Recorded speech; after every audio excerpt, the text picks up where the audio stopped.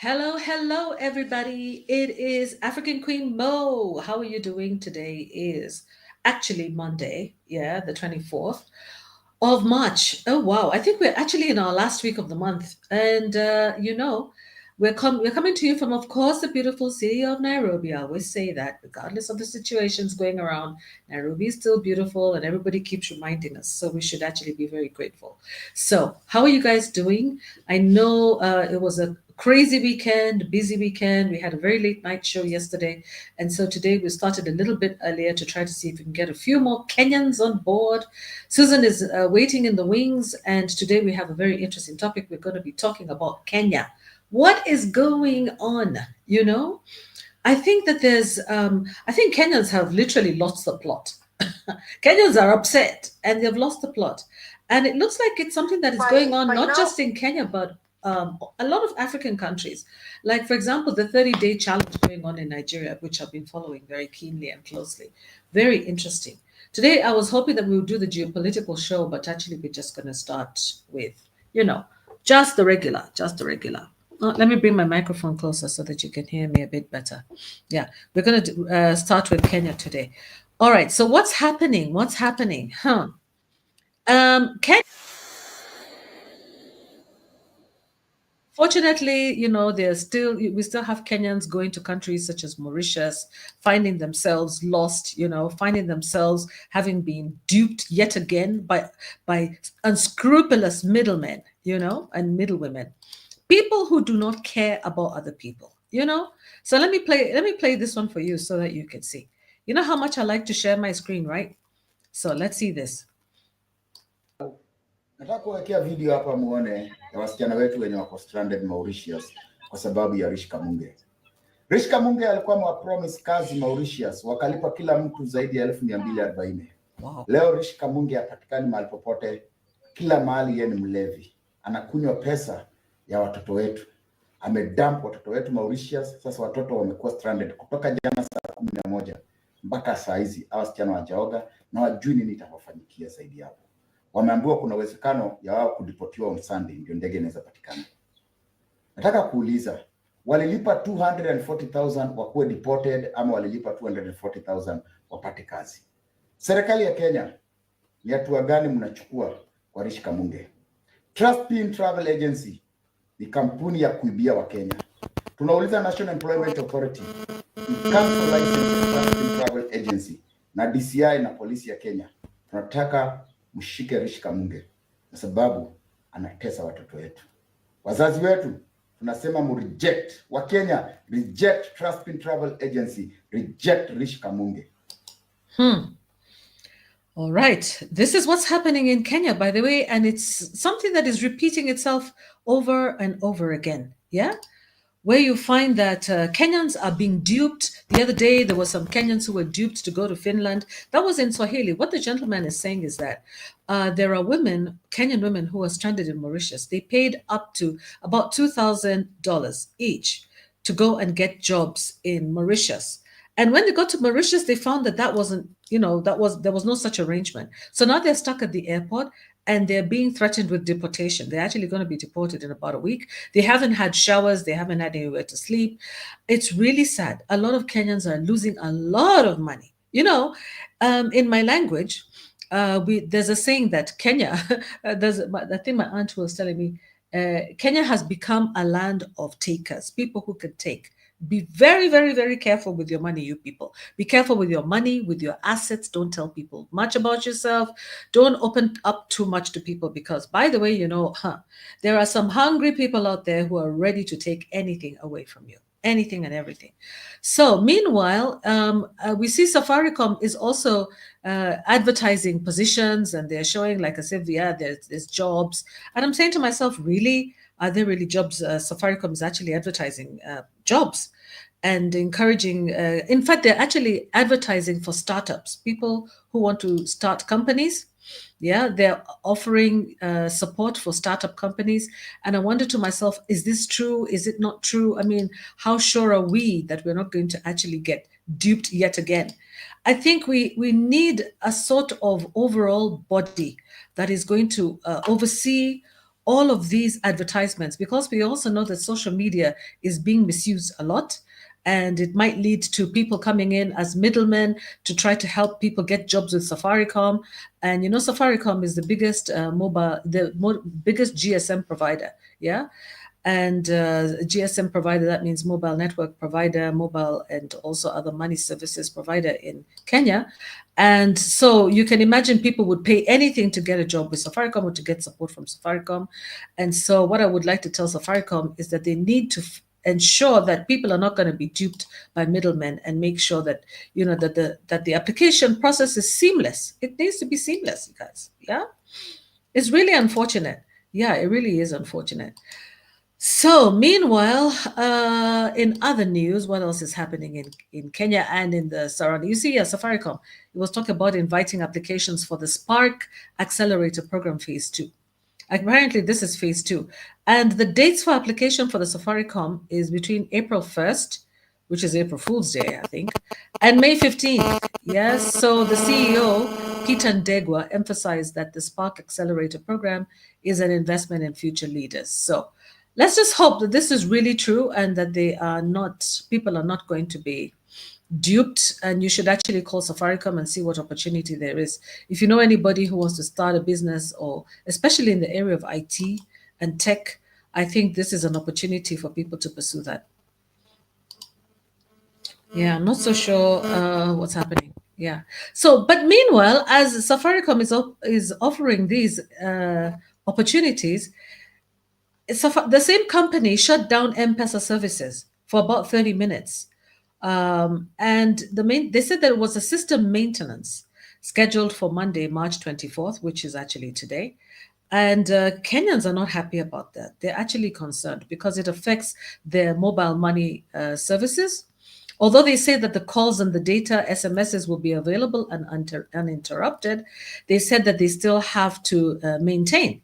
But then they noticed that there was there was a debate amongst Kenyans about, they were complaining about the limited or inadequate access to some M-Pesa services, including Fuliza, which is an overdraft service, and M-Shwari loans, which is basically savings. And they said that there are some that they have been customers for years and their SIM cards have not been considered for an upgrade. And it's actually true. There's a lot of people complaining. Why is Safaricom denying subscribers loans? Why are they being reconsidered once you're actually listed or enlisted on CB? I think it's called the CRB. And then once you get off, why is it that you're not able to access these loans? We have had lines with Safaricom.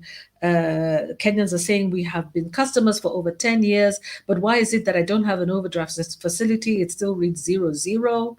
You know, I've actually seen a lot of those complaints before. And what Safaricom actually said was that people should start saving in the M-Shwari network. But I think we need somebody here from Safaricom to come and explain to us what is happening. Are you or are you not going to be lending money to Kenyans? And what is the process for Kenyans to reestablish or to establish loan facilities with their phones? Because as you know, many Kenyans don't have property, so they don't have collateral. Yeah, that's the reason why the facility is actually there, you know. And I think that Safaricom needs to understand that it's playing a very vital and important role for the unbanked Kenyans. And so for those people who have lines, Safaricom lines, I think that Safaricom should actually really think about how it can reestablish M-Shwari and M-Pesa loan services and help Kenyans to navigate through this very, very difficult period. Although, yes, a lot of Kenyans are listed on the CRB, I believe a lot of Kenyans did not have experience with loans. A lot of Kenyans don't have experience with credit facilities. Now they have learned. A lot of Kenyans have learned now how to use credit facilities. And I believe a lot of people will not want to be messing up their credit history. So I think that Safaricom needs to reconsider and help everybody get onto at least a basic loan facility with the company. And for those people who are not paying, the other ones who are also paying will also, you know, that interest should actually cover the ones who are not able to pay. I think it's very unfair for Safaricom to deny people loan facilities, especially when they are offering that to some people. It looks a little bit like like favoritism, or it doesn't look egalitarian at all for a company that seeks to, that actually has as majority of its users all Kenyans from all spheres of life. I think there should be some way to encourage people. Now, meanwhile, I also want to share with you a video. I want to share with you this video about uh, Kenyan Kenyan exports being banned. Actually, yeah.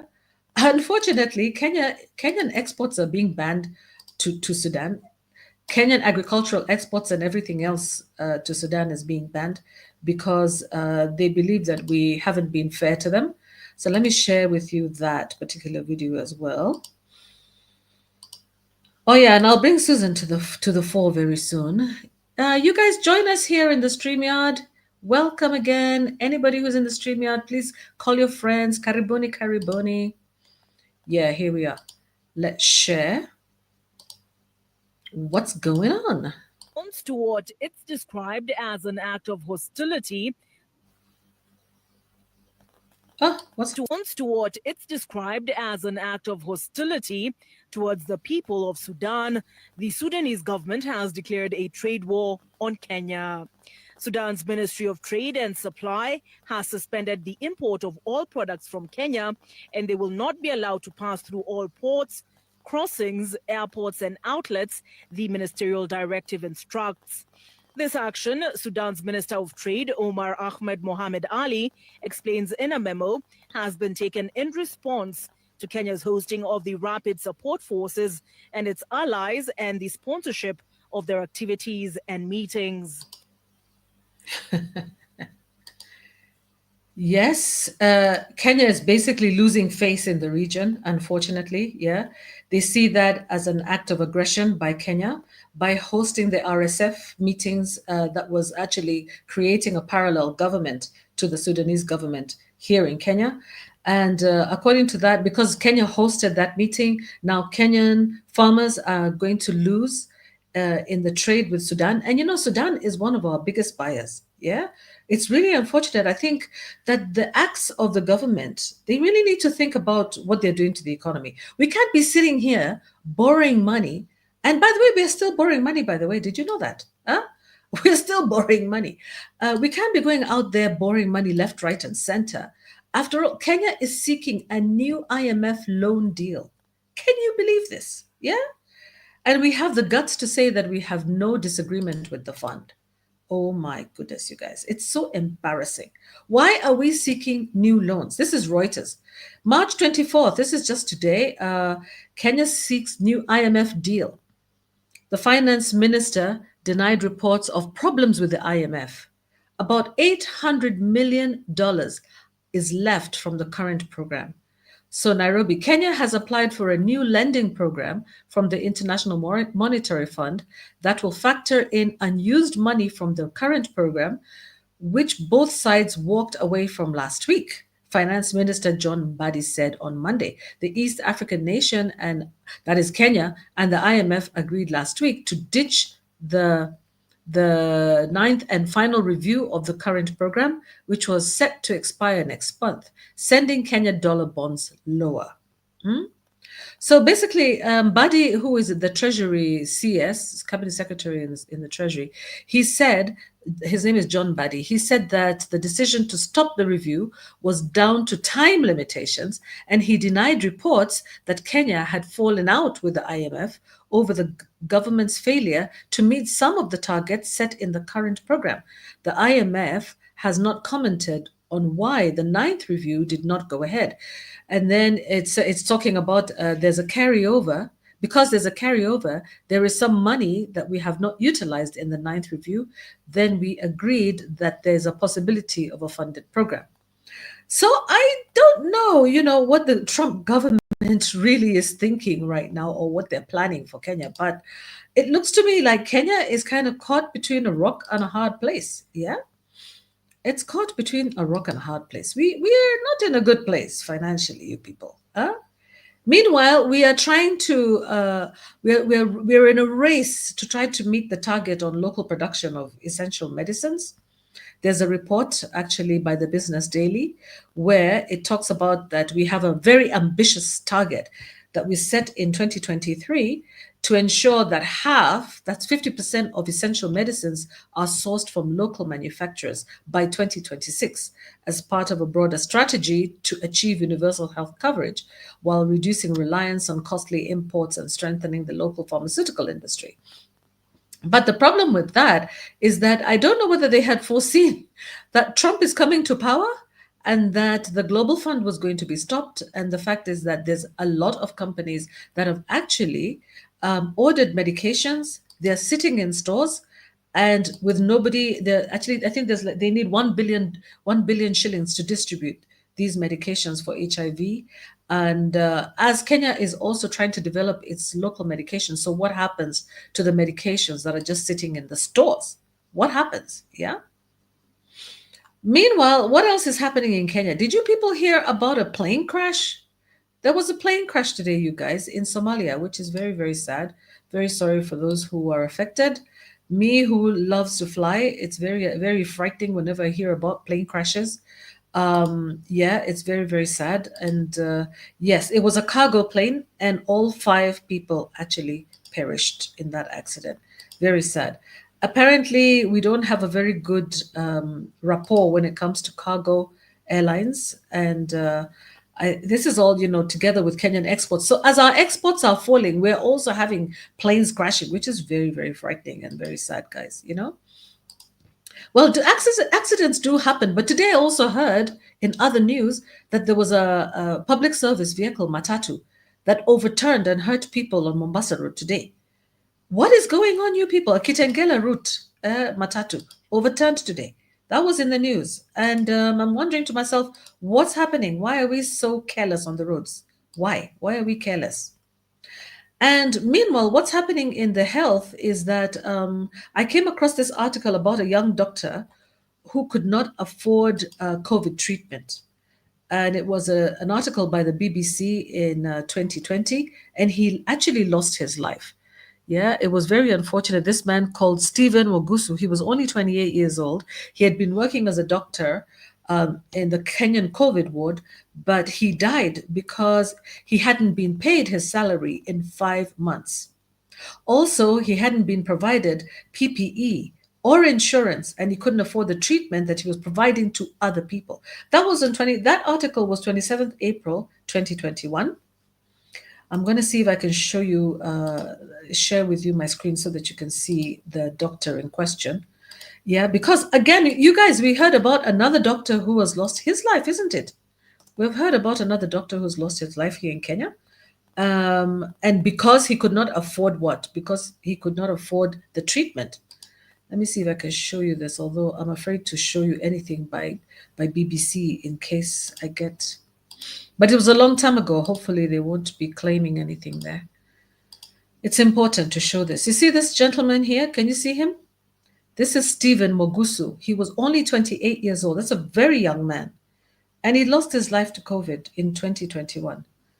Yeah. He was on the COVID ward and he was offering treatment on COVID. And I believe that I actually lost a doctor relative to COVID as well, because he died during the same period. And it was really, really painful to the parents because they had just lost another one, the only other son of theirs, just about a year before. So this is a young doctor who could not afford COVID treatment, Stephen Mogusu. He was 28 years old. Let me tell you, if you think you have problems, know that the problems are many in this world. Kuna maneno, kuna difficulties. There are difficulties. People are going through a lot. Yeah. So what else can we talk about? We could also talk about the fact that, I already told you about the other doctor also who lost his life, because even when he's giving life-saving treatment, he lost his life at Kenyatta Hospital this year. Yeah, this year. And it's so unfortunate because he was giving free treatment to Kenyans and then he couldn't afford the same treatment. Yeah. And by the way, this Dr. Stephen Mugusu, his last words to colleagues were, what did he say? His last words, he said, My dear colleagues, let me admonish you today to get your pay to get out while you can with your health or life intact. That was the note. He carried that as a note. My dear colleagues, let me admonish you today to get your pay or get out while you can with your health or your life intact.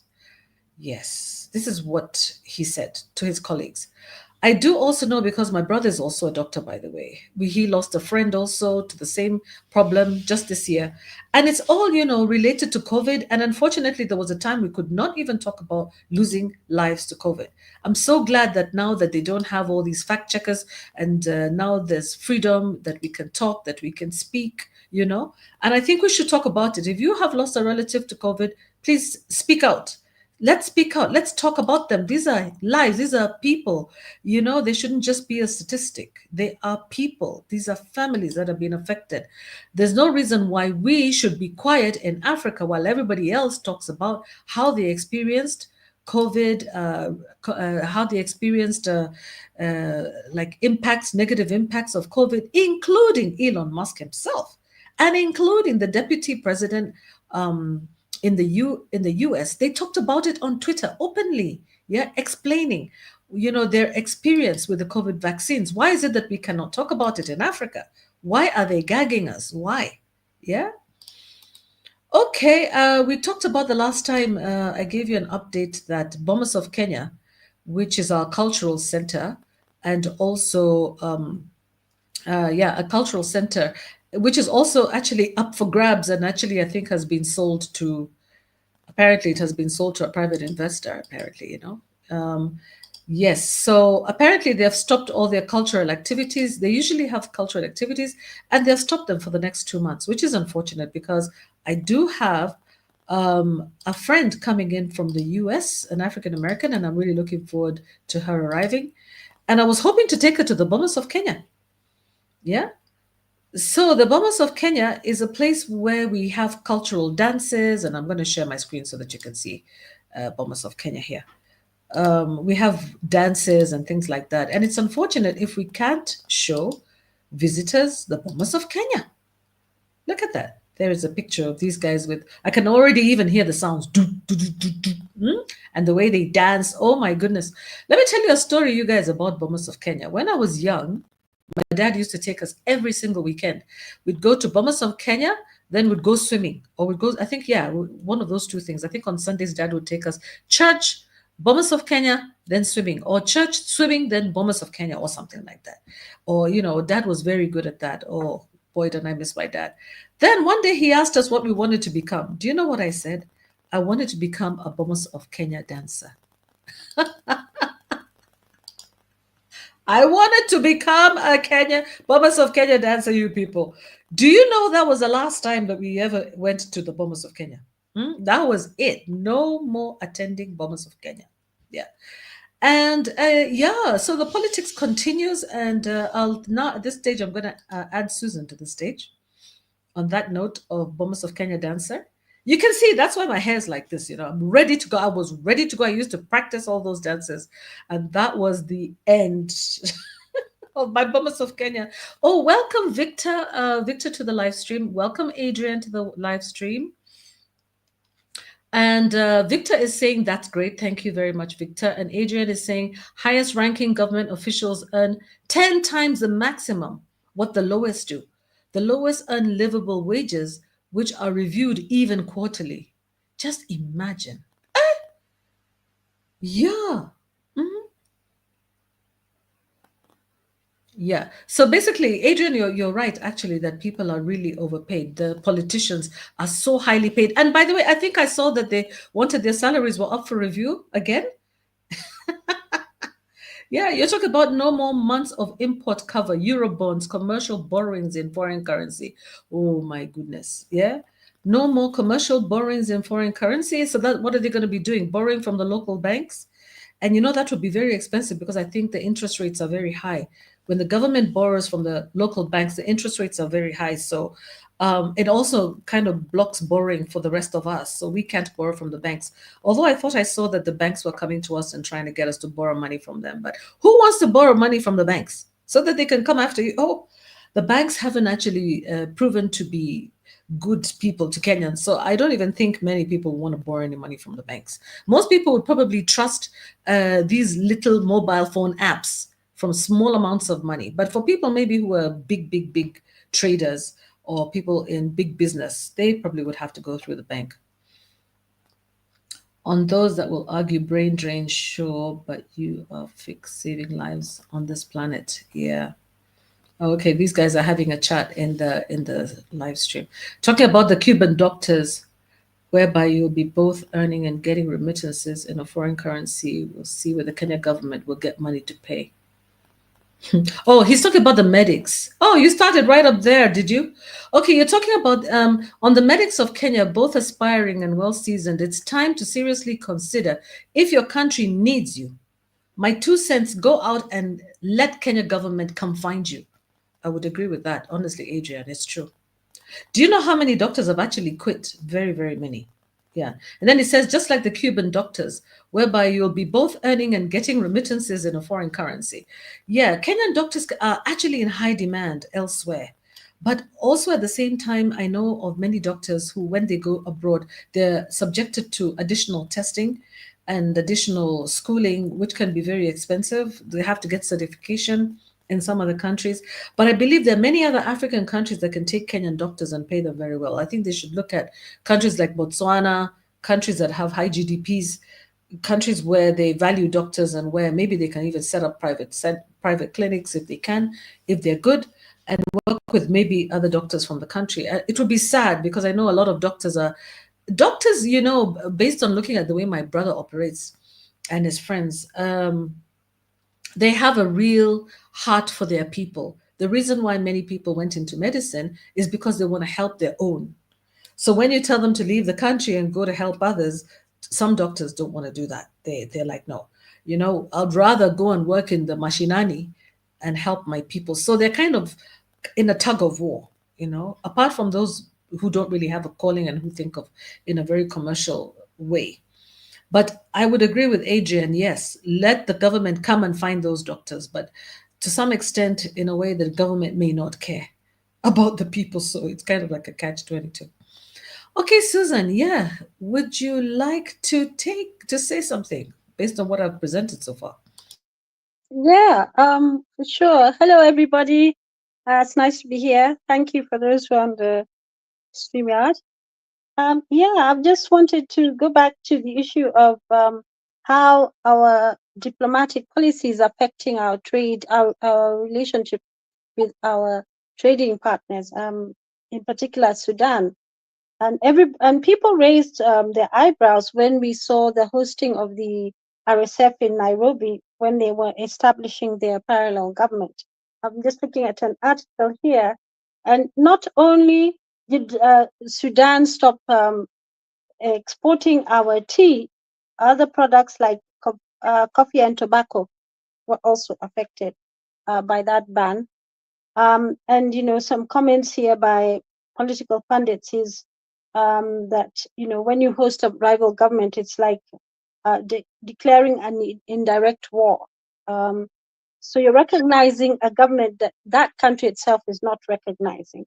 And so, and that's contrary to the AU policy and principles, where they're not really supposed to interfere in the governance of the other country. And like we've said in previous podcasts, this is unprecedented.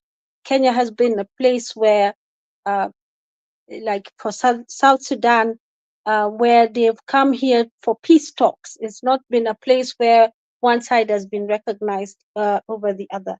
And of course, the alignment and the issues regarding the gold that are under the RSF territory and the trading with the, this is an allegation with the Kenyan president may come into play. This is where we're finding our politicians are very, there's a lot of self-interest as opposed to national interest, notwithstanding that Kindiki was trying to argue that there should be a national interest should be more important than public interest. I think you remember that, and earlier in his debut speeches, that was one of the things he talked about, and was telling I'm not sure whether it was telling the judiciary to sort of support the development of that, or in what, I can't remember the context of it, but he was talking about that. And for sure, the argument that came back from Kenyans is that if it is national interest, it is public interest. So there should be no, there's no splitting of hairs on that. Public interest is national interest, as opposed to when you're talking about national interest, it was talking about executive interest, which may not necessarily be public interest. Yeah, so Munene, he's a political, Munene Macharia, he's a political analyst and I think a historian.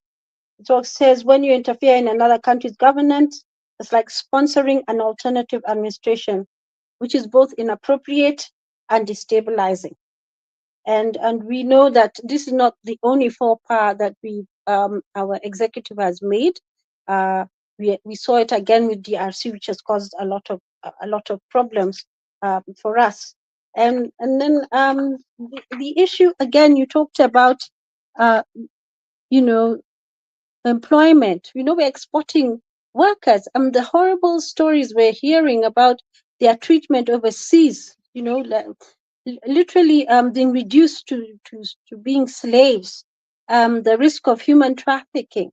And all over the world, we're hearing how Kenyans are, in different parts of the world, not all over, different parts of the world, how they're stranded. They've gone looking for jobs. The question we should be asking ourselves is, why do we need to go to look for jobs outside the country?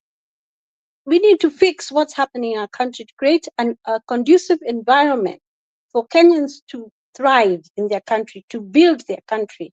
When you leave the country, maybe you're helping the country by sending what they call the remittances. But my feeling is that when we over rely on those remittances, it's really not a very good sign in terms of how whether or not that the country is thriving, and we know it is not. And for our young people to be going out of the country to look for jobs all over in these places and at great risk themselves is something that should be of great concern. And the scammers on the phone, people calling you and trying to, every day, Kenyans, we get all these notices, don't tell anybody this, don't tell anybody, from the bank, even from Safaricom and all that, because of the scammers. And they're relentless. They call you, they call you, with a lot of authority and stuff like that. But I think Kenyans are becoming more alive to it. But there are some really sad stories where people have been duped of their savings, duped of their salaries, duped of a lot of money from these merciless people. So definitely, I came across an article on the IMF. You talked about the IMF, Kenya seeking new lending agreement with the IMF. And I came across an article by Jaindi Kisero. It says, our economic problems are structural in nature. Kenya has suffered some serious shrinking in the economic activity. That is something we know about. That is something we are aware about. When people have to, as Queen Mo talked about, get short-term loans through this unsecured lending, through the mobile lending and other means. Some people have gone to loan sharks, and of course that's really, really a dangerous way to go. So we spend more money on debt service. This is his assessment. We spend more money on debt service than we spend on health and education. The ratio of interest service to revenues points to a looming and full-blown fiscal crisis. So the ratio of interest service to revenue points to a looming and full-blown fiscal crisis. Treasury has been surviving by freezing the development budget. And I've heard this conversation in many forums where, people, that's why we're not seeing development in the constituency. That's why, because even when they get their seed, their money from national government, the one that's been approved, most of it will go to what they call, is it recurrent expenses, and the expenditure, and the development percentage of that tranche of money is reduced. And what is happening is when they go for the supplementary budgets at the national level, again, it's reducing the amount of money, that percentage of that money that goes to development. So less money and less money is being spent on development, and more of it on recurrent expenditure. So he says, I'll repeat that, Treasury has been surviving on by freezing the development budget, building up arrears of subventions to county government, and that's bad because that it's the county governments are starved. They were even saying how they have to borrow commercially even just to pay people's salaries, and by postponing what it has to pay to the unfunded pension scheme for civil servants and teachers. So the priorities, again, these are, I think he's referring to perhaps not good fiscal judgments being made by our managers, by our, they are putting us into a deeper and deeper and a more risky situation, and we're heading toward a full-blown crisis, fiscal crisis.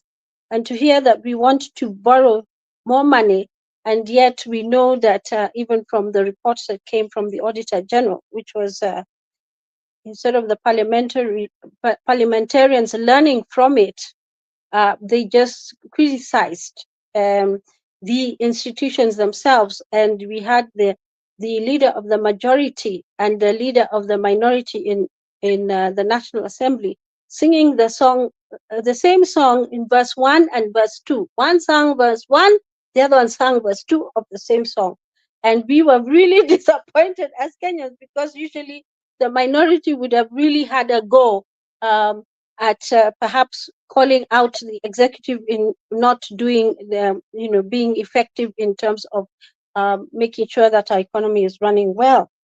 Yeah, the issue of Bomas of Kenya, when as Queen Mo was talking about that, that's a wonderful venue. I mean, we went there as students to learn so many things. So for some people, depending on which part of the country you came from, you'd never seen maybe some of the things that were happening across on the other side of the country. And apart from the dances, you had the huts, you had the walk, where you see even the instruments, you see the huts, how different communities make the beds, how they light the fire, how the homestead is arranged, and they're all different, and what type of materials each community was using to make the various things they were using. So definitely, if it's closed for 2 months, it's likely there'll be quite some loss of revenue there. And the last we heard about it, they said it is not sold. Remember, Queen Mo, there was this this debate. They're saying it's not sold. No, it's just we're doing some rehabilitation work. But of course, we'll wait to see how true that is. The other issue is, of course, the vetting of the Remember, we IEBC talked about the vetting. cabinet meeting that was chaired by Ruto, Susan, last month, or is it earlier this month, where actually Yeah, the Bombers of Kenya, they have discussed the fact that they're building a big touristic hotel there. They're in the process. So we don't know whether it's sold. It's a parastatal. That was the word I was, looking for last time. It's a parastatal. So it's partially belongs to the Kenyans. So we need to know. I don't know whether there's been yeah, any public participation in that. Yeah. yeah. Okay. And then the Yeah. IEBC issue. Good. Have I'm glad you? you raised that one.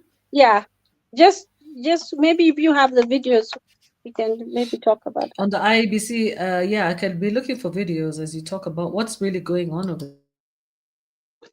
Yeah. So we know the vetting has started this week on Monday, Tuesday, Wednesday. Is vetting of the chair, and then thereafter, up to the 24th of April, there should be vetting of the looking for the other commissioners. So the chair, there are 11 candidates. So they started with 2 today, and then the rest of the IEBC commissioners will be from Thursday onwards, all the way to the 24th of April. Some of the concerns I heard, just some politicians was talking about and was saying that Kenyans did submit a memorandum of the various nominees for the various posts. Some are for, some are against. Of course, the biggest concern is that we know the history of the IBC. It was mentioned that it seems to be a very high stress job, because we know that previous IBC chairs have not lived long after they've left office. So we know that happened to Kivoito. We've also seen it with Chebukati. And why He is ended that? up That with, is so scary, you know? yeah. Why haven't they lived? Why Uh, don't I play the video you're asking me to play for you on the IEBC issue? Apparently, stuff is going on, and I haven't been keeping up very well about this. You guys, what been going on? Tell us.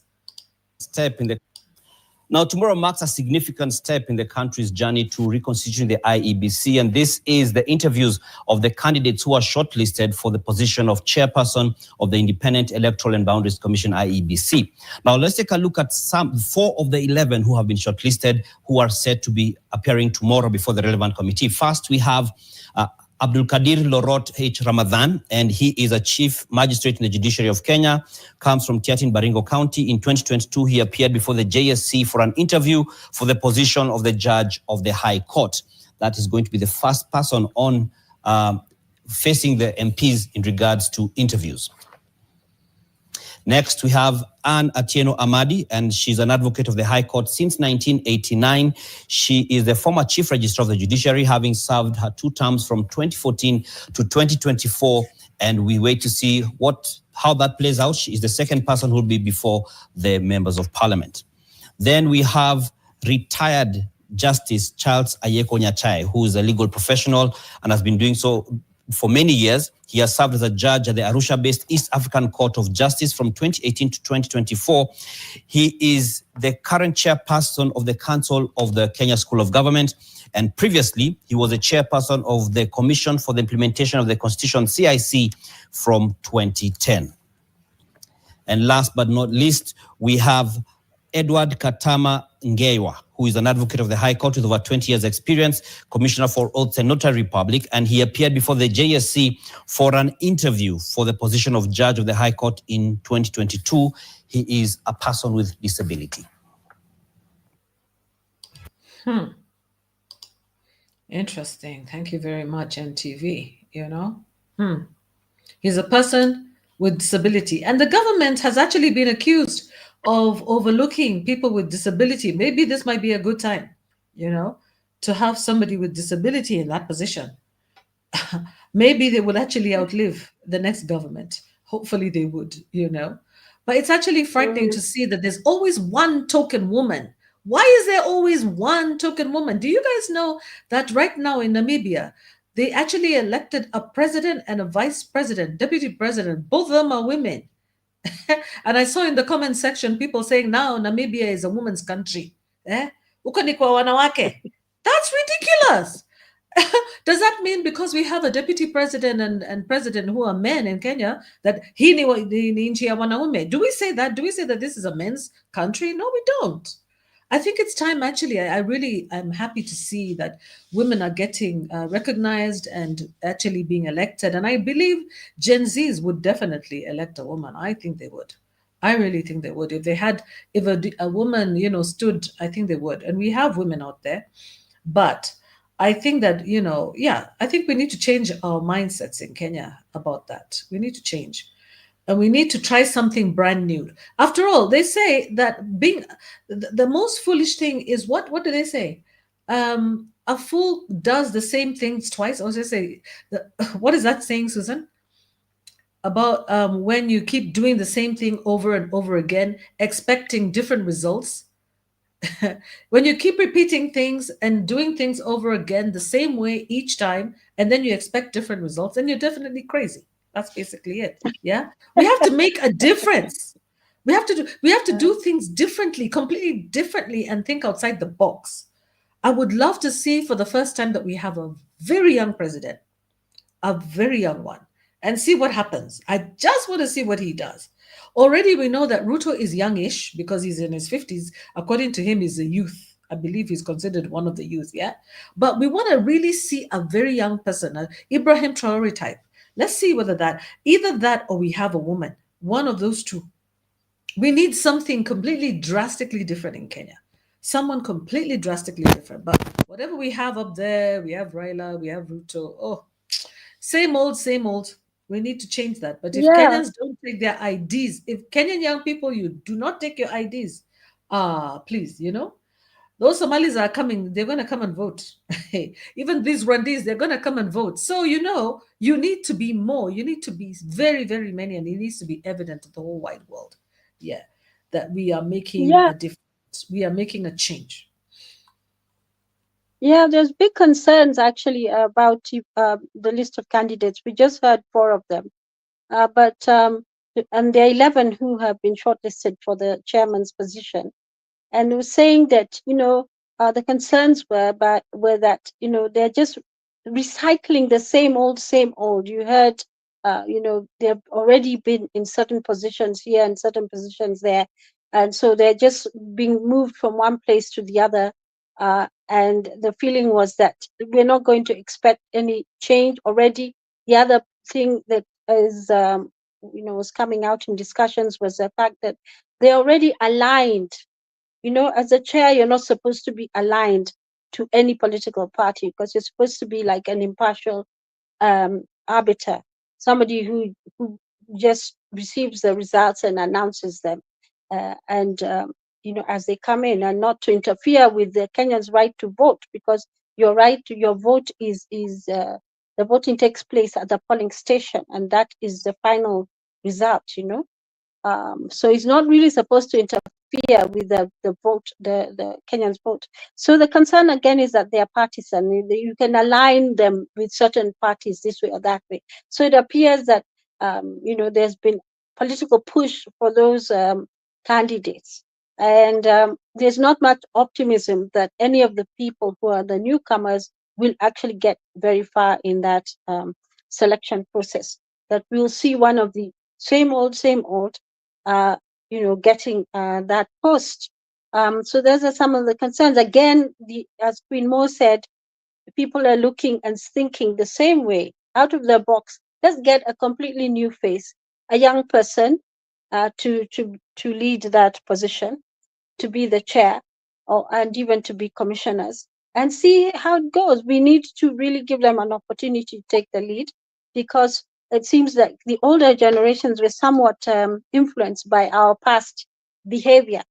And as Queen Mo is saying, we're not learning again, we're just in this cycle. And as I mentioned earlier, previous chairs of the IBC, and even the former forms of it, Kiboito and Chebukati, I mean, they haven't lived long after they left the position. So it's also being perceived as an end of the line job, where you don't live long after, because of the extreme pressure that you experience in that in that position. I know Isaac is now the one, Hassan Isaac, who also had a very rough time. Shortish fellow, was the chair of the IBC. He's now the chair of IPOA. He's now the chair of IPOA. So he's got another high-ranking job. But remember also the indignity with which these guys have left office. They've literally, after that, literally been chased away. People don't want to see them.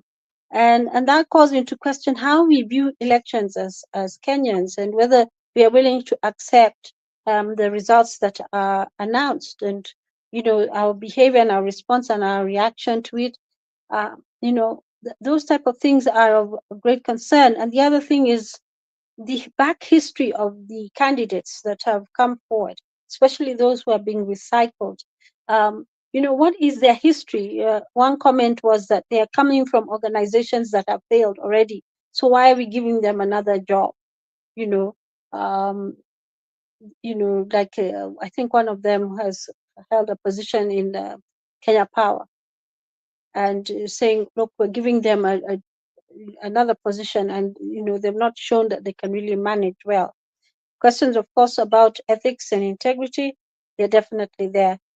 And when we're talking about competence, I think it's when like magistrates and judges, before they take up their positions, they actually go through some training, some rigorous training at the Judicial Training Institute before they actually take up the job. So they know how to handle their courts, they know the decorum, they know all that. I don't know to what extent we actually do prepare our commissioners on how to behave, the decorum and the rules and all that. Some real good grounding, because again, that's another concern, is the quality of these people who will come to do this very honorable and very, very difficult job. Whether they'll be prepared for it. And the feeling is generally that they're not really prepared for it, because they're trying to in looking for diversity in terms of where different people are from. Sometimes you don't get the best people because of the politics that has come into play in the situation.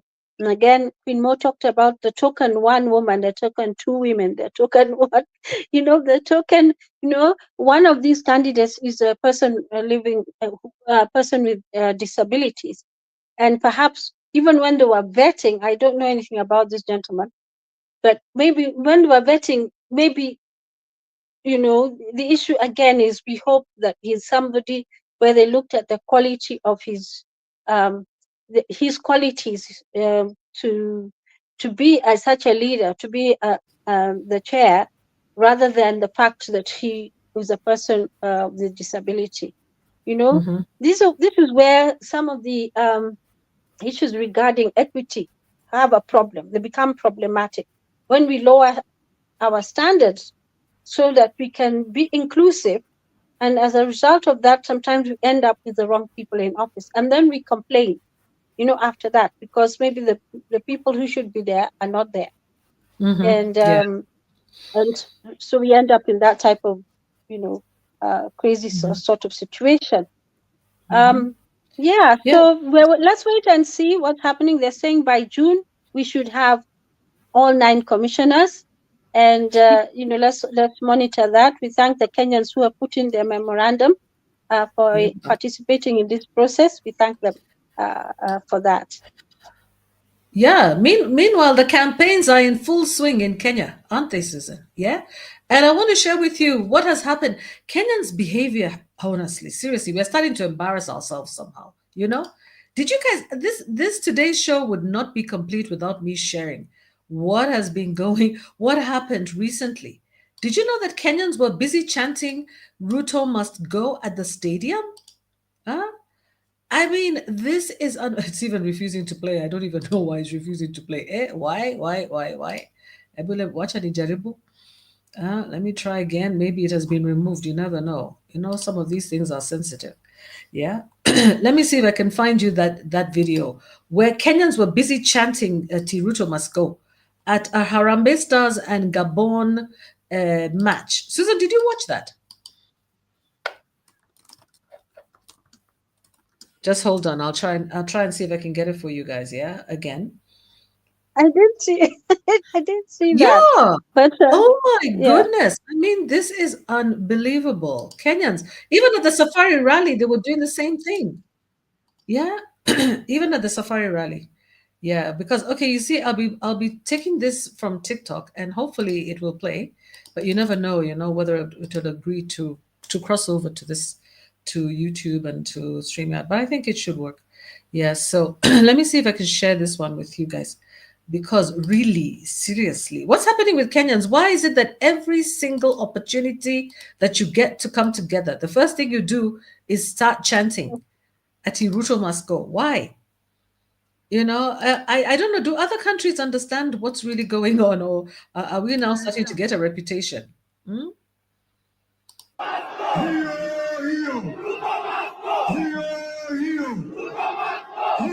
Just look at that stadium.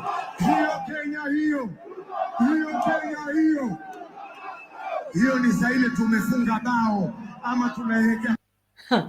So that is what happened And you see, what was scary is that it looks like they were even getting help to continue chanting. And Ruto is not happy with this. He's actually very upset, and he wants to know who led that chant. Who is it that led that chant of Ruto must go? And the question is, you know that Kenyans were beaten at that match? That's one thing I know. Gabon won. Gabon won the match. So it looks bad in all directions. Yeah, you're saying Ruto must go, all of you together. Kenyans are coming down. And the other thing that Kenyans did, apart from chanting Ruto must go, they actually broke into the stadium. They broke down the gates. Yeah, and they went in. That's wrong. Kenyans, no, we should not behave that way. No, no, no, no, no. I think we're now starting to become unruly, and that's the question. What's going on? Are we? Do we have discord in the country? What's going on? Why are Kenyans, accosting each other? Why are we not respecting rules? What's happening? Yeah, what is really happening? Yeah.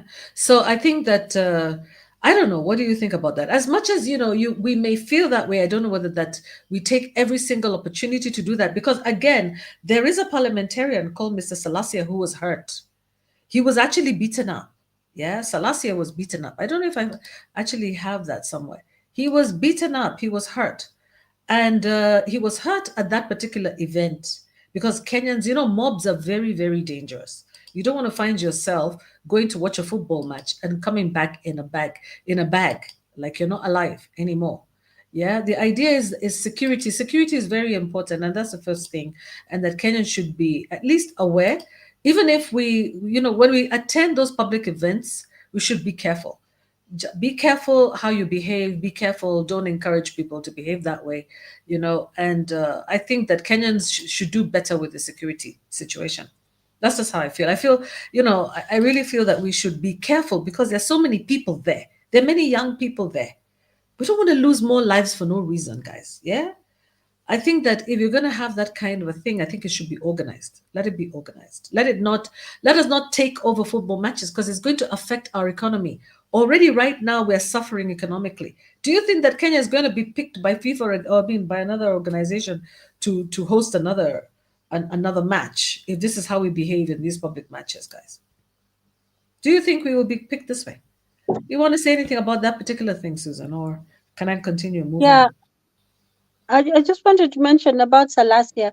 Salasia has been very, very vocal about the broad-based government and really feeling that ODM,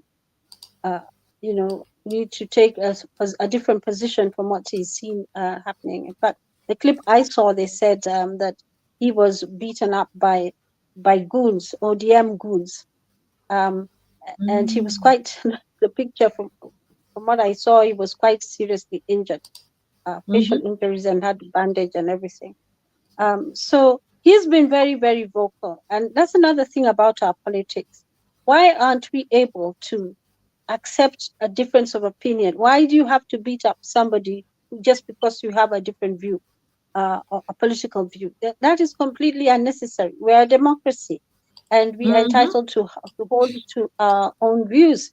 So beating up on somebody just because he has a strong position, and we do know that not all ODM members were very keen on the decision by Raila to to be part of this broad-based government, because they feel their position is as the opposition. They're supposed to be the opposition. They're supposed to be checking the government on any excesses, on any following what's happening, to make sure that wananchi are served and stuff like that. But right now, it seems to be a very, very confused situation we're in. And, the parliament has, in my view, completely been watered down. It's completely ineffective right now. They are, they are just, do we call it a toothless bulldog? Where, they're not going to do the job they're supposed to do.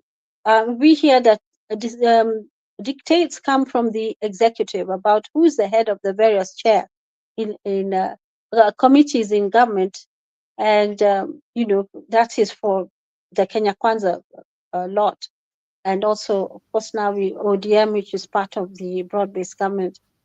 They actually determine who's going to be the chair of the various committees, and that is how, I mean, clear sign So that the executive is interfering. there's no opposition, yeah, Susan. It's almost like there's no opposition because the opposition has its foot in government and also on the other side. It's like walking like it's gonna split up eventually, you know. So let me just play Yeah, something on Peter Selassie. Let's show you what has happened to poor Peter Selassie. That was unfair, guys. That was really unfair. Let's see. Peter Selassie, I believe is he a senator or an MP, Susan? Let's see here. Look at that, guys. Look at that. Let me start from the beginning. See him there in blue? He's getting hit and pushed around. This could be defining. Why that matters. How much? One little touch. Hey, Kenyans, we're getting a bit too, rogue. We're getting too rogue and too violent. Stop it. Stop. This is not what we want. This is not the Kenya that we want. Yeah, this is not the Kenya that we want. We don't want MPs and senators getting beaten in a stage. We just look violent and rogue and foolish. For somebody who's looking out from the outside in, this is looking bad. This is looking very, very bad. I was listening today to Spice FM and Tundu, and I was wondering what she was talking about when she said that she didn't like what she saw. And then when I watched it, I was like, no, these are not Kenyans. This is not us. Come on, guys, we need to control ourselves. What happened? We actually even have a parliament out there. Come on, guys, we have to do better than the ruling class itself. We have to do better. We have to do better because we're all on the same side. We all want positive change. So what the heck is that about, Yeah, I'm gonna also, take my opportunity. I'm gonna take the opportunity to speak my views about this because yeah, this is African Queen Mode. This is how I feel about it. Yeah, so here's the guy. Gosh, why is it running so fast? Here's poor Peter Selassie having been beaten and pushed around. And he's usually very pro hustlers. He's pro the people. It's wrong, you guys. It is wrong. That was wrong. That was not necessary at all. So, okay, guys, but moving a little bit from Peter Selassie, I also want to. Sorry, can I just correct something? Yeah, so Selassie is a member of parliament and his party is the Democratic Action Party. So he's actually in the Democratic Action Party is Wamalwa, is Eugene Wamalwa. Yeah, so he's actually in the opposition, although with our current system, that means minority and the minority side. And that's the side he's on, and he's very, very vocal about really the minority being able to be effective in opposing oversight the government. Yes, he oversights the government a lot, and he's always a voice for the people. So we don't know who those people are. He should have been defended. I could see that he was being defended, but I definitely decry that. That was not good. That was not good at all. So I also want to talk about the Kenyans who are living abroad and how some of them are not doing well. Especially now, we have been saying that life abroad is not easy. Yeah, life is not easy abroad, and I think that many Kenyans are suffering in silence. They're not talking about it, but they're suffering in silence abroad.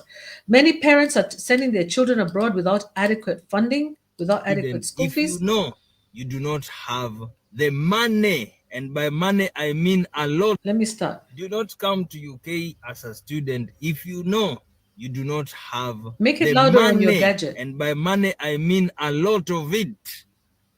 Because let's take for example your nursing hapa hivi. It ranges from 13,000 to 15,000 pounds a year for school fees for 3 years, plus kuna ile foundation year yenye maybe unaweza fanya for 1 year yenye inaweza cost hata close to 20,000. So that's about 2.4 million yearly. So agencies are lying to you that utakuja uanze kufanya kazi huku hivi ndio ulipe hiyo school fees. It's not possible, because when you are only allowed to work for 20 hours only, for which you are paid 11.44 pounds per hour. So how much will you earn from this 1144 per month? About 900 pounds. Multiply that by 12, about 10,000 pounds per year. You're not even able to pay your school fees by saving everything out of the 20 hours per week. Someone else will lie to you that utakuwa unafanya kazi chini ya maji. There is nothing like that. If you do your job ya chini ya maji, it's just so risky for the employers and all that. They won't give you that job. Plus, it's even becoming more difficult to even get those 20 hours in the first place. So tell me about those mambo ya chini ya maji. So what am I saying? Ukitoka Kenya, unakuja huku hivi to study. Make sure yourself, your grandmother, your dad, whoever is supporting you has money that is ready. Si ya kutafutia. Make sure uko na hiyo do yote possibly. Ama mali inatoka kuko ready ni kwenda tu kuchukua. So before you make those applications to come here, think about that. If you already have that, like the 3 million ya kuanzia, think about that 3 million, what it can do for you back in Kenya before uiwekelea alafu kuja huku hivi, and then by bad luck ushindwe kuraise hiyo do yenye imebaki, wa cancel your visa. Think about it really, really carefully. Hii student visa, it could be a big trap.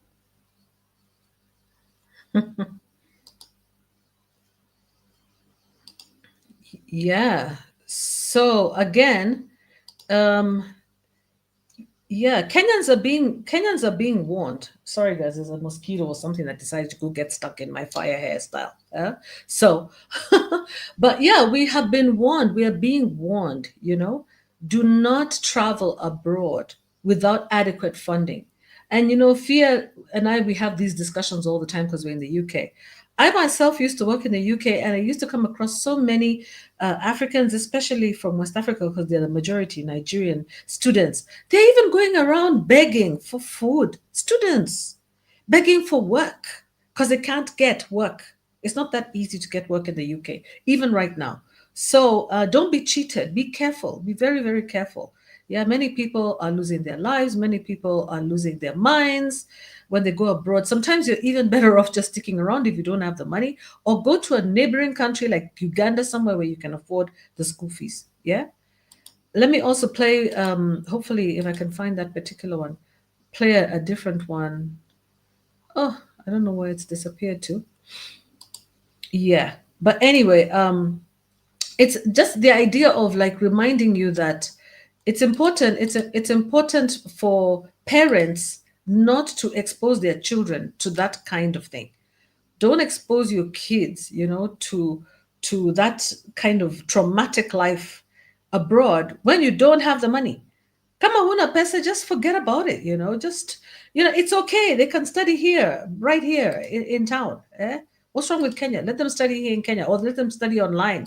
The idea of sending your children abroad, I mean, it's not a life or death thing. And by the way, we've seen a lot of children right now doing very well right here. A lot of young people, not children, a lot of young people doing very well in Kenya.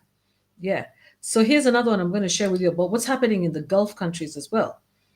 Not all of them, but there is a high risk. Okay. Musalia Mudavadi, the Prime CS, has presented some alarming statistics That was in for the Senate 2024. in relation to Watenyana Gulf. Anasema 316 Kenyans have lost their lives in Gulf countries for the past 12 years. Majority of those ni wenye wako Saudi Arabia. 166 individuals wamekufa Saudi Arabia. 58 have died in Qatar, and then of course 51 wamekufa in the UAE. But he says Saudi Arabia still remains the number one destination ya Kenyans wenye wanataka kwa Gulf. He also says that the ministry hufanya all it can to support the individuals who lose their lives wakiwa Gulf in terms of kupeana psychological support, story ya kurudisha mwili, and all that. Okay.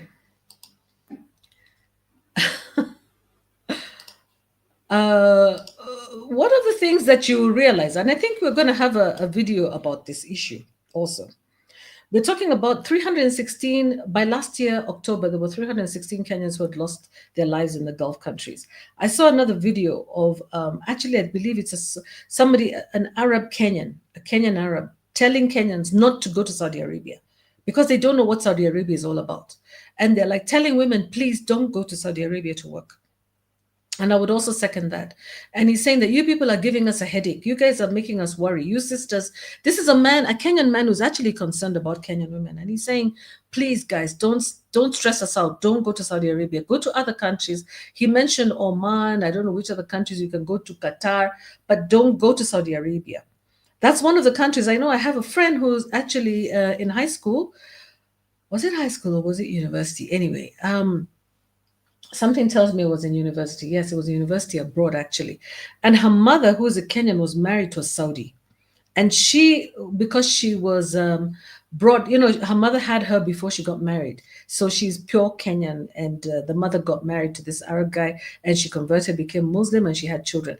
But the kind of discrimination and racism this young girl faced when she went to Saudi Arabia, she told me about it when I was in the US, and it was horrifying. Really, really horrifying. She couldn't even talk about it much. So, I mean, Kenyans should be very careful. As much as you think that there's money there, other people are doing well there, you might not be the person who does well there. So why take the risk? Why take the risk and leave your children motherless? Why?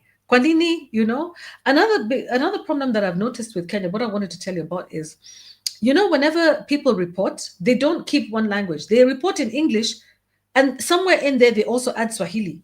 Yeah? There's this, Kenyans have now gotten to the point where young people can almost not say a single sentence, full sentence in one language. That's a problem, you guys. Because you see, if you notice, that's the same thing that's happened in South Africa. You'll get a lot of people losing out opportunities to express themselves, to communicate, because you're not using one language. I would like to encourage Kenyans, when you get onto an English platform, please speak in one language. If it's Swahili, speak in Swahili and translate. Or if it's in English, speak in English, please, so that everybody can understand and hear you. Because our problems are not just ours. They're Africa-wide. And if Africa hasn't adopted Kiswahili yet, yeah, it's not fair. I think we should actually try to communicate in one language as much as possible. Yeah, it's not a matter of you speaking English and Kiswahili at the same time. It's not cool. It's not cool at all, especially when we want to share your information. It becomes really difficult. But anyway, that's besides the point. What we're talking about is the difficulties that Kenyans are facing currently. Now, apart from what's in the news, how are you guys doing? How are you as a Kenyan or you as an African doing? How are you doing? Emotionally, psychologically, how are you doing? Are you concerned?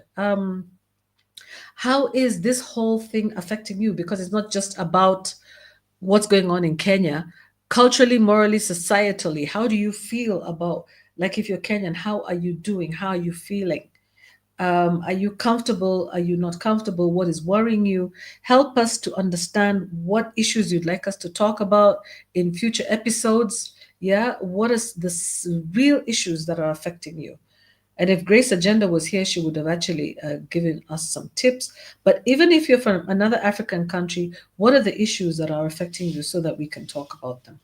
And what are your concerns and worries? Yeah. And that's all I have to say for today. The show is literally over now. We started a little bit early, so we're going to end early, and I'll allow Susan to finalize the show. And thank you very much, guys, for the thumbs up. Thank you for the conversation. I can see it over there. I can see the conversation going on in the StreamYard, and we're very encouraged by that. Thank you very much. Yeah. I just wanted to add to one of the clips where you talked about the 316 Kenyans being unalived in the Gulf countries, particularly the West, Saudi Arabia and the UAE. Mudavadi also did say that generally that there are about 1,200 Kenyans in prison or remand in different parts of the world, and did emphasize the fact that when you go into another country, you fall under the jurisdiction of that country, and you are required to abide by the laws. And of course, there's some countries that still do carry the capital punishment, and others that don't. And yeah, so especially this issue of drugs, it's a scourge. Drug trafficking, any trafficking, it's a scourge. And like the Margaret's case, the latest one, the one of Vietnam, Margaret the Vietnam case. That's one of, great concern, the fact that, the sentence is actually execution. I'm not sure what the status is like now. That is something that we need to think about. We need to fix that. Our people should not be looking for that type of jobs. Some of the things that are pushing people to these high risk behaviors, I think, is the fact that the opportunities, the job market is not there, feeling of helplessness, and also the desire to perhaps get rich quick. You know, and something that is very, very concerning. I saw an article in the newspaper where somebody is saying, "Oh, I was with Margaret in a jail in Ghana, this lady," and then the family comes back and says, "Well, she's never been out of the country. This was the first time she's left the country." And so people are trying to capitalize on a very, very sad story, which is very, very unfortunate. I just wanted to also perhaps raise the issue of the broad-based government and the new appointments that have occurred. Some of the responses from people is that there's been an expansion. We have more offices filled. ODM has fared well. There are like 16 appointees and 7 new state departments have been established within ministries to accommodate these people. And really, instead of making a lean government, it's become a bigger government. So, of course, you know what that means. It means our recurrent expenditure is going to go up. And we are trying to find money to put into the health sector, to put into the education sector, to put into the agriculture sector, to put into all these sectors that drive our economy, and that support our economy. And yet we're finding, instead of doing that, we're trying to play political musical chairs. Nothing changes. Although things seem to change, they all remain the same. And so there are just more positions. Instead of there being a lean government, it's expanding. The face of Kenya hardly. These are comments by, I was just listening to Herman Manyora. He was saying there's nothing that has changed. This is expected behavior. They're just, playing, sort of literally just playing the same game, trying to satisfy and to stroke different people's egos to just, and recycling the same people. Even if you check the people from Mount Kenya who came into the cabinet secretaries, these are old chaps. These are guys have been in government before. We talked about Kabogo. We talked about Mutahi Kagwe, Mutahi Kagwe is in agriculture now. Kabogo is in ICT. Who's the third person? Lee Kinyanjui. I mean, these are guys who are former politicians. They've been in previous governments. So there's no new faces. And this is the thing that is perhaps not giving us much encouragement, that there's a real desire or political will to improve things, to inject these systems with new blood, these people with fresh ideas, to incorporate the youth. They're still being left by the wayside. Still, even when you label something as youth affairs, again, that's tokenism, what we're talking about, and this is something that we need to get away from. And I think in Kenya, my final remarks is that we need to be governed well. If this country is run well, the things we're talking about here, we will not be talking about the type of crisis we're talking about, how the cost of living is a problem. The broad-based government has come in, one of the 10 points they're talking about is to address the issue of cost of living. That is a problem. So the government needs to really teach us how to fish rather than give us fish. And even giving us fish is a problem. So we are still, in that situation. And that's why Kenyans are feeling somewhat desperate. We're looking for jobs outside the country. As the young man was talking about, don't go out of the country, we don't have enough money. But people are going, they're taking that risk. And definitely, as he said, they get into problems. As Queen Mo talked about, the difficulty that Kenyans are facing when they're working and living outside the country. It's not an easy life. It's not an easy life. It's very, very expensive in those countries. to live. And the assumption here, of course, is that they're living better than we are here. But that is not always the case. In fact, most of the times it is not the case at all. They, although maybe they seem to be earning more money, it cannot do much because the cost of living is very high there. And we need to appreciate that. So here we are. This is Kenya. Many things are happening, and many things are not happening. So I think it's the saying: as much as we change, the more we stay the same. So nothing is changing. Nothing is changing. It's just shifting things from here to there, here to there. So it shows there's no real political will to change anything. So we are change agents. As Queen Mo said, let's register. Let's do things the right way. Let's come out in the elections and let us vote. We're encouraging young people really to take that very seriously, to look and seek for positions in government, to seek for political positions, and just, you speak 2 languages, you pass the English and Kiswahili exam, and then you vie for elective posts. We want to see more of you out there. We want to see more of you in the electoral register. Not only that, we want to see you at the polling stations in 2027. Mm-hmm. Yes, and we want to see you vote for women as much as possible. Vote for your sisters. Yeah, encourage them to also vie for positions. Encourage them. You see them that they were there with you, Gen Z. They were there on the front line. Never ever, do what our age mates have done. Don't do that. Don't be misogynist. Don't judge people based on their gender. Judge people based on this and their behavior and their work ethic. Yeah. So on that note, guys, thank you so much for being with us. Thank you so much for tonight. Really appreciate you being with us, and we wish you a good evening. Thank you very much, Susan. All of you guys who were in the live stream, Adrian, Fia.